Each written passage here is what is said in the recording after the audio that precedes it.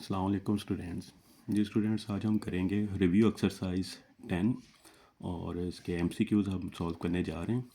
पहला एमसीक्यू है, कहता है कि x is equal to 5 represents, x axis को रिप्रेजेंट कर रहे हैं, y एक्सिस को कर रहे हैं, line parallel to x axis या line parallel to y axis. तो हम इसका ग्राफ ड्रा करके देखते हैं x इज़ इक्वल टू 5 का।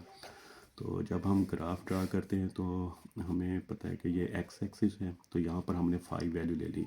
ठीक है, अब ये 5 वैल्यू हमने ली है, तो अब इसका ग्राफ ड्रा करना है। तो इसका ग्राफ जो है वो इस तरह का आ जाएगा, क्योंकि यहाँ पर x की वैल्यू 5 है जबकि y नहीं दिया हुआ, तो y हमने ज़ीरो लेना है। तो x एक्सिस पर y ज़ीरो होता है। जब भी x एक्सिस की सिर्फ वैल्यू का ग्राफ ड्रा करेंगे तो वो पैरेलल आएगा किसके, y एक्सिस के। अब देखें ये दोनों एक दूसरे के पैरेलल आ रहे हैं।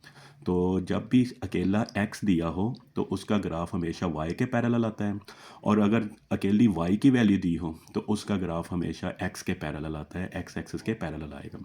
तो अब यहाँ पर हमें x की वैल्यू दी हुई थी, जब x 5 है तो इसका मतलब y 0 है, इसका ग्राफ जो है वो y के पैरेलल आ जाएगा। तो अब इसमें ऑप्शन देखते हैं कि पैरेलल टू y एक्सिस का कौन सा ऑप्शन है। तो ये डी ऑप्शन आ जाएगा, line parallel to y axis.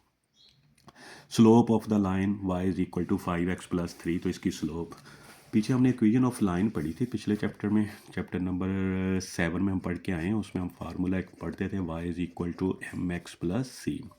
इसमें y जो है वो x और y हमारे पास पॉइंट आ जाते थे। m जो है वो किसको ज़ाहिर करता है, स्लोप को, और c जो है ये किसको ज़ाहिर करता था, y इंटरसेप्ट को ज़ाहिर करता था। ठीक है, y इंटरसेप्ट। अब y इंटरसेप्ट क्या होता है, y इंटरसेप्ट एक ऐसी लाइन होती है जो कि y एक्सिस को कट कर रही हो।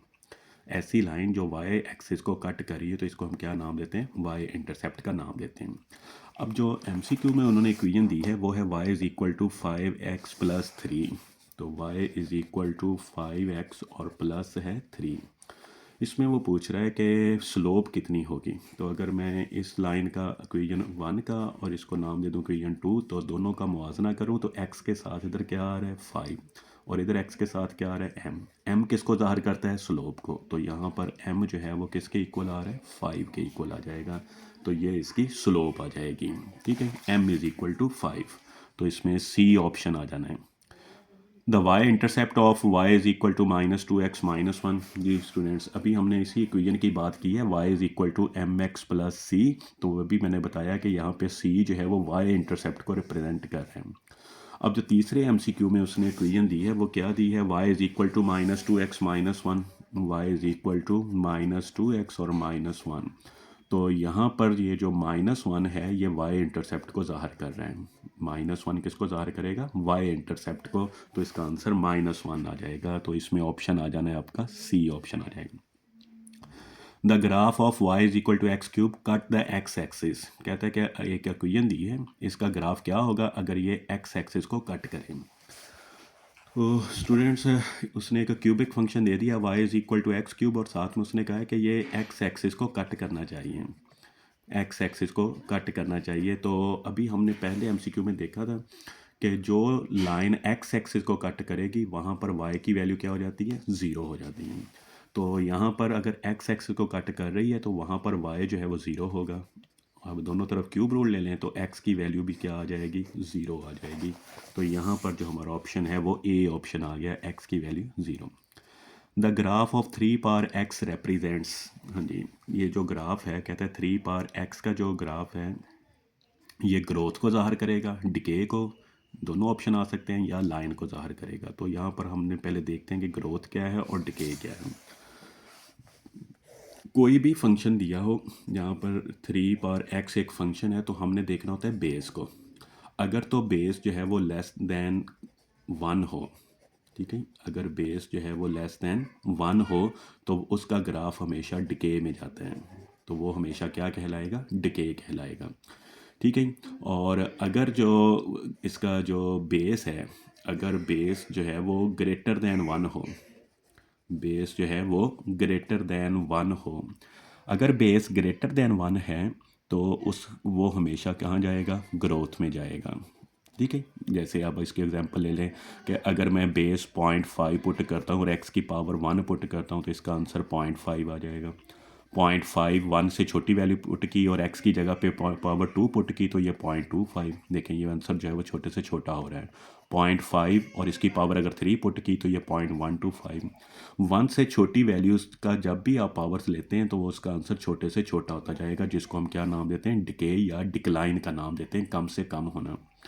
दूसरी तरफ अगर मैं x की जगह पर 3 जो है इसकी पावर 1 पुट करूँ, यानी ग्रेटर दैन वैल्यू 1 पुट करूँ, फॉर एग्जांपल मैं 2 पुट कर लेता हूँ, x की जगह पर 1 पुट किया तो 2 पावर 1 2, 2 की पावर 2 पुट की तो 4, 2 पावर 3 पुट की तो ये क्या आ जाएगा, 8 आ जाएगा।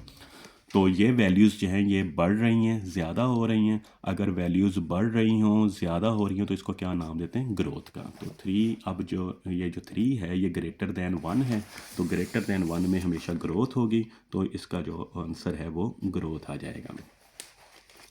The graph of y is equal to minus X square plus 5 opens, ठीक है। और इसी तरह अगला MCQ जो है वो भी देख लें, 7 MCQ। The graph of y is equal to X square minus 9 opens. ये दोनों MCQ अब सेम टू सेम है, पहले इनको अच्छी तरह समझ लें। देखें हमारे पास एक ये दोनों क्वाड्रेटिक इक्वेशंस हैं, ठीक है। एक क्वाड्रेटिक इक्वेशन होती है ax square plus bx plus c। इसमें हमने देखना होता है कि ये जो x, ये क्वाड्रेटिक इक्वेशन है ax square plus bx plus c, इसमें हमने देखना होता है कि ये x स्क्वायर का जो कोफिशिएंट है a, ठीक है, a को देखना है कि यह क्या ये पॉजिटिव आ रहा है, क्या ये नेगेटिव आ रहा है।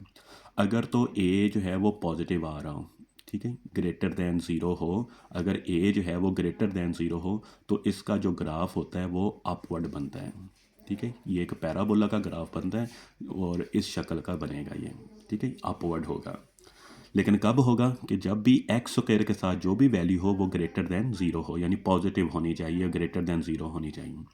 अगर यही इक्वेशन इस तरह हो जाए, minus a x square plus b x plus c, तो अब देखें कि ए के साथ ए जो है वो माइनस में आ रहा है, तो इसका मतलब ए लेस दैन 0 है।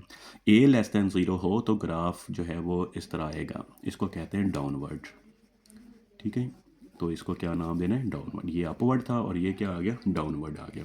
तो अब आपने क्या करना है कि एक्स स्क्वायर का कोफिशिएंट चेक करना है, अगर वो माइनस में हो तो डाउनवर्ड लिखना है, अगर वो प्लस में हो तो उसको क्या करना है, अपवर्ड लिखना है। तो अब हम चलते हैं अपने MCQs की तरफ, दोनों MCQs की तरफ चलते हैं।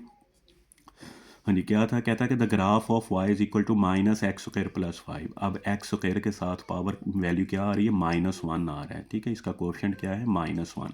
जब ये माइनस में आ जाए तो इसका मतलब ये किस में आ जाएगा, डाउनवर्ड आ जाएगा, ठीक है, डाउनवर्ड इसका हो जाएगा।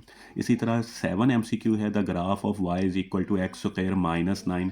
अब यहाँ पर एक्स स्क्वायर के साथ वैल्यू प्लस में आ रही है, +1 आ रहा है, तो प्लस में आ रहा हो तो इसका ग्राफ जो है वो क्या हो जाएगा, अपवर्ड हो जाएगा। ये दोनों MCQ जो हैं वो एक ही टाइप के हैं। नेक्स्ट है 8 MCQ, y is equal to 5 power x is function. हाँ जी, तो आपने याद रखना है कि जब भी वेरिएबल पावर में हो, जब भी वेरिएबल पावर में आ जाए तो ऐसा फंक्शन जो है वो एक्सपोनेंशियल फंक्शन कहलाता है। अगर वेरिएबल जो है वो पावर में आ जाए तो ऐसा फंक्शन क्या कहलाएगा, एक्सपोनेंशियल फंक्शन कहलाएगा। नेक्स्ट है 9 रेसिप्रोकल फंक्शन। रेसिप्रोकल फंक्शन ऐसा फंक्शन होता है जिसमें वेरिएबल जो है वो बटे में हो, या जिसमें पावर, वेरिएबल की पावर जो है वो माइनस में हो, ठीक है। एक्स पावर -1 हो गया या एक्स पावर -2, वेरिएबल की पावर अगर माइनस में आ रही है तो ऐसा फंक्शन क्या कहलाएगा, रेसिप्रोकल फंक्शन। तो इसमें ये तो एक्सपोनेंशियल है, ये पावर प्लस में आ रही है और इसमें भी पावर क्यूबिक फंक्शन है, ये क्वाड्रेटिक फंक्शन है, तो बी ऑप्शन आ जाएगा जिसमें 2/x आ रहा है। यहाँ पर x को ऊपर लेके आएंगे तो x की पावर माइनस में आ जाएगी, तो 2/x जो है ये क्या कहलाएगा, रेसिप्रोकल फंक्शन कहलाएगा। नेक्स्ट है, कहता है y is equal to -3x3 + 7 is function. हाँ जी, तो यहाँ पर देखें x की पावर 3 आ रही है, तो ऐसा फंक्शन जिसमें x की पावर 3 आ रही हो तो वो क्या कहलाता है, क्यूबिक फंक्शन कहलाता है। एक्स स्क्वायर आ रहा हो तो उसको हम क्या नाम देते हैं, क्वाड्रेटिक फंक्शन, ठीक है। अगर अकेला x आ रहा हो, अकेला वेरिएबल आ रहा हो तो वो लीनियर फंक्शन होता है। एक्स स्क्वायर हो तो क्वाड्रेटिक है, x3 हो तो क्यूबिक फंक्शन होता है, x4 हो तो बाई क्वाड्रेटिक होता है, ठीक है। ये सारी फंक्शंस की टाइप होती हैं। तो यहाँ पर x की पावर 3 है तो उसी मुनासबत से ये कौन सा फंक्शन होगा, क्यूबिक फंक्शन होगा। Thank you.